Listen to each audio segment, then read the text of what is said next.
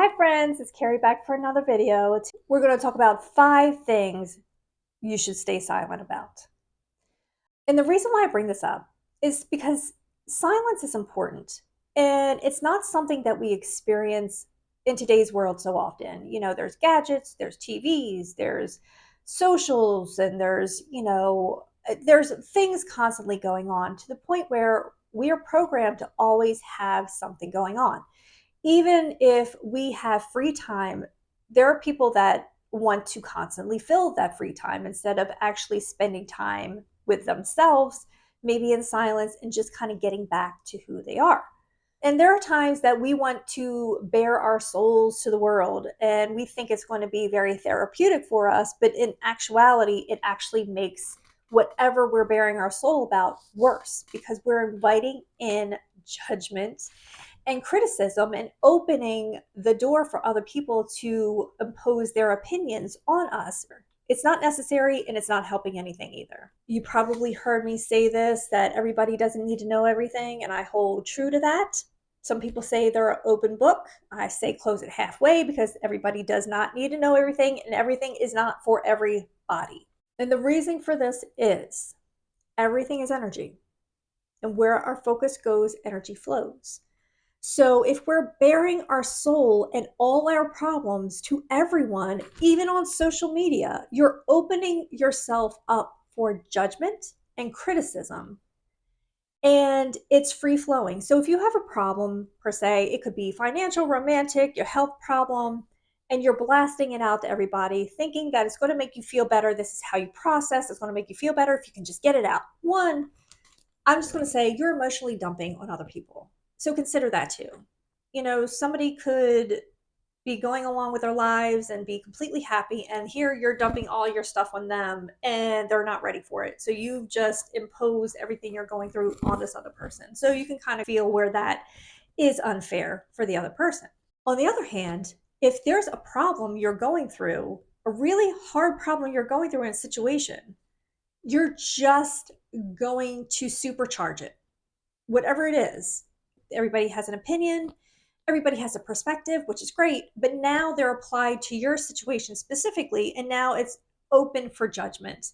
People are judging it, criticizing it, and they might not criticize it to you, but when they go home, guess they're talking to their families about it, they're talking to their friends about it. It doesn't have to be a direct response to you, but even conversations had after the fact, they're still happening, and they're supercharging your issue.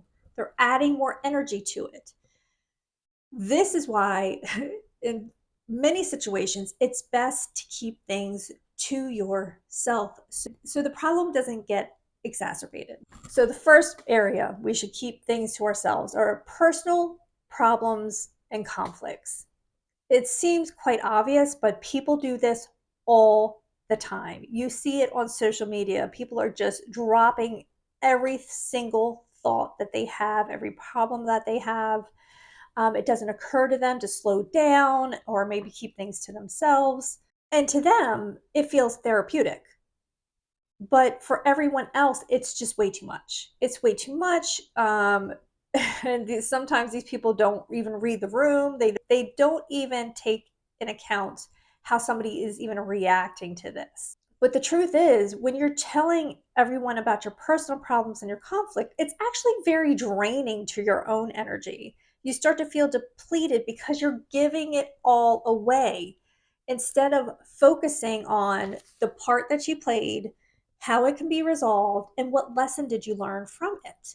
So instead of dumping things on people, choose, go to your tribe, the people that are closest to you, the ones that have proven that they are trustworthy.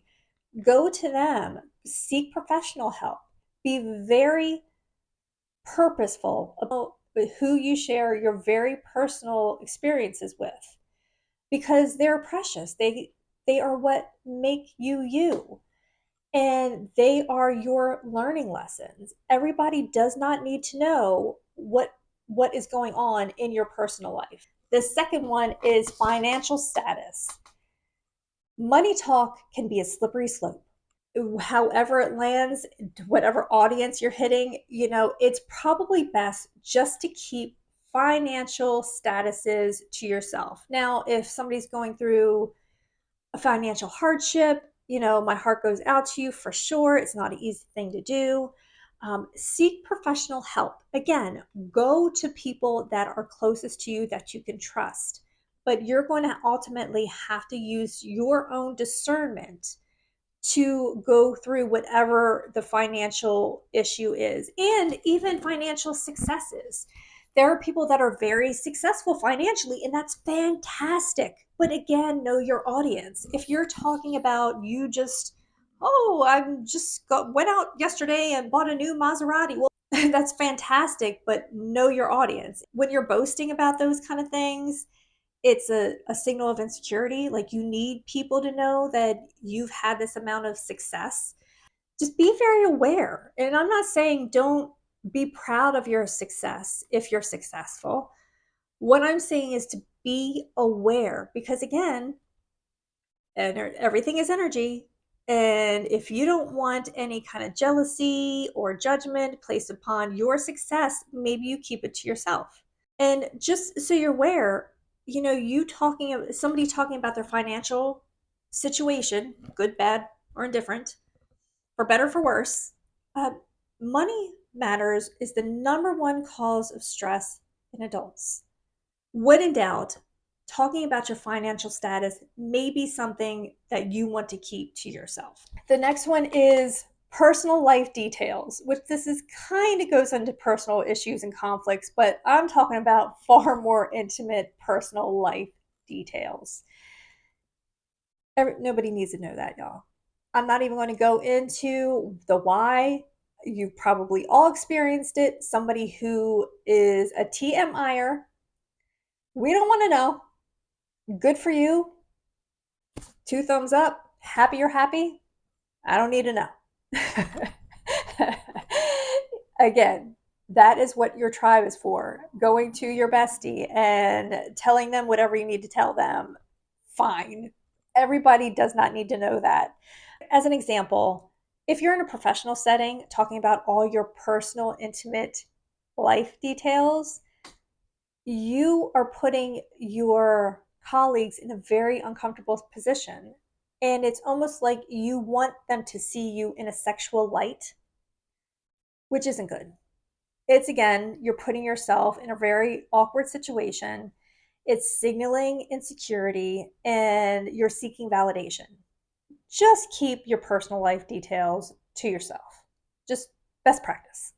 The next one is family issues. We all have them. We all have them, y'all. We all have stories to tell. We all have a family dynamic. Some of it can be great. Some of it is not. We all got here the way we did, and we all had a family to get us there.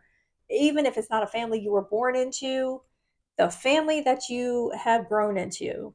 Everybody has unique family dynamics that probably should be kept within the family, because it doesn't just involve you, it involves everyone else. And everyone in this family dynamic has a different opinion. Now, I'm not saying if something's unsafe that you don't report it or you don't get help. That's not what I'm saying at all. I'm just saying if there was a big blow up and somebody's personal details came out, maybe you don't go to the office the next day or somebody else and just give them the lowdown about what's going on in your family. That's just another place where it's ideal for you to stay silent. Number 5 is compliments received. Now, this is interesting because I've been observing this for the past several years, this behavior.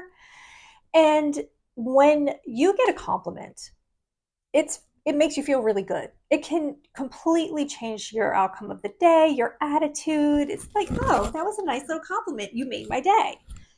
And even giving compliments to somebody, it can make all the difference in their day. And notice I didn't say pay a compliment, because when you paying a compliment, you're expecting an exchange. You're expecting something back. So it isn't a true act of giving. So when you receive a compliment, pay attention.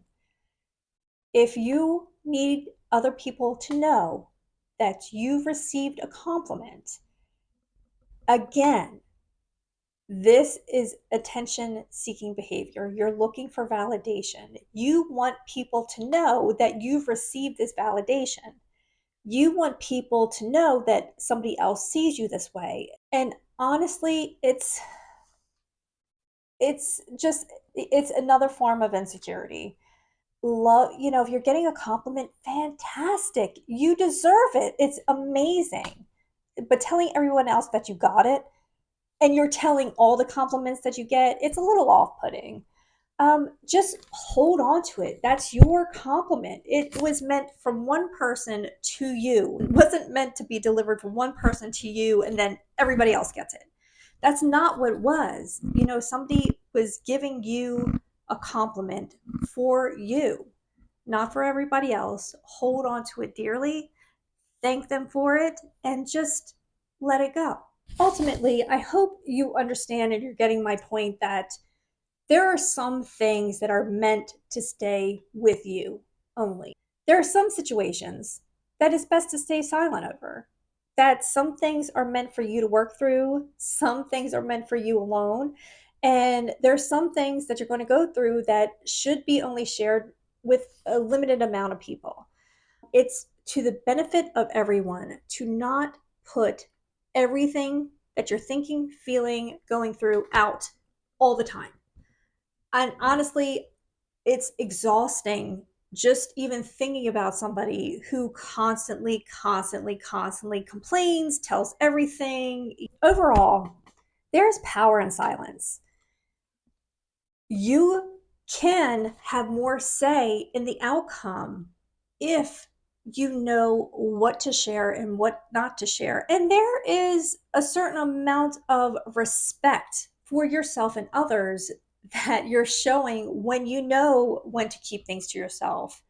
I think you're understanding that when you're oversharing your life, you're magnifying the situation. Good or bad, you're magnifying it. If you're sharing all your business, one, you got to be ready for what comes back. Because if you're sharing everything with everyone, you're opening yourself to other people's opinions. And if you don't want them, you can't say, oh, no, no, no, no. I was just putting this out there. It's not for anybody to respond. Well, it's already out there.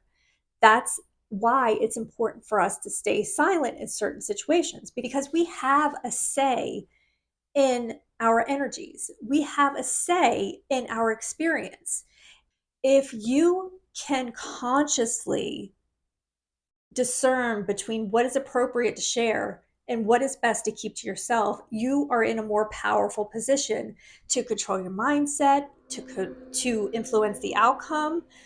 You are in a much stronger position to have a better experience. Go ahead and put a comment below because I love hearing from you. If you feel called, go ahead and like and subscribe, and I will see you next time. Until then, take great care. Bye bye.